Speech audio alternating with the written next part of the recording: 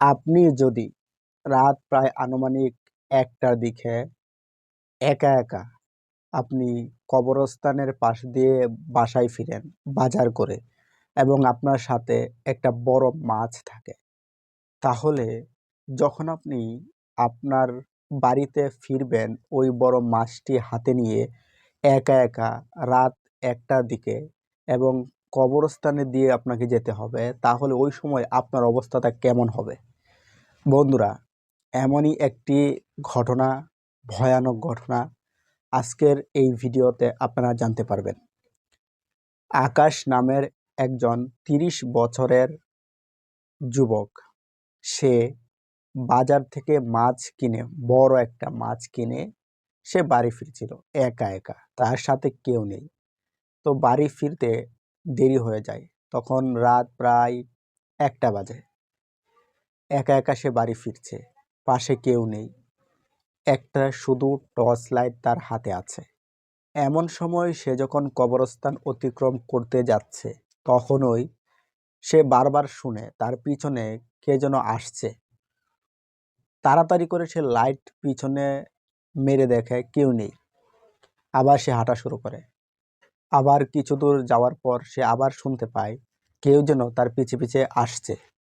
সে আবার দেখে কেউ নেই। এরকম ৩বার হয়েছে তার সাথে। ৩বার হয়ে যাওয়ার পর সে যখন বুঝতে পারলো এটা স্বাভাবিক কোনো ঘটনা না, তখন সে দাঁড়িয়ে গেল, এবং দাঁড়িয়ে সে চারদিক দিয়ে খোঁজাখুঁজি শুরু করে দিল। খোঁজাখুঁজি শুরু করে সে কিছু পায়নি। তো না পেয়ে সে হাঁটা শুরু করলো। হঠাৎ সামনে দেখে বিশাল আকৃতির একটা মেয়ে মানুষ, যার চেহারা একেবারে বিকৃত, এবং তার পাও সামনের দিকে না, পিছনের দিকে। তার পুরো বডি পিছনের দিকে, তার চেহারাটা সামনের দিকে। এটা দেখে আকাশ একেবারেই যেন আকাশ থেকে মাটিতে পড়ে গেল, অর্থাৎ আকাশ অজ্ঞান হয়ে পড়ল। এটা দেখে সে অজ্ঞান হয়ে সে সারা রাত সেখানেই পড়ে রইল। পরের দিন সকালে যখন মানুষ এদিক দিয়ে বাজারে যাচ্ছে, তখন দেখে আকাশ এখানে শুয়ে আছে। তো তাকে জ্ঞান ফিরানো হলো। জ্ঞান ফিরানোর পর তার কাছে জানতে চাওয়া হলো সে এখানে কেন শুয়ে আছে। তো তার কিছু মনে নেই, শুধুমাত্র একটা জিনিস তার মনে আছে।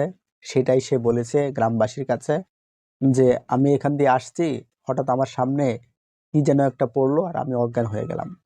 এটাই শুধু তার মনে আছে, আর এটাই এলাকাবাসীর কাছে বলেছে।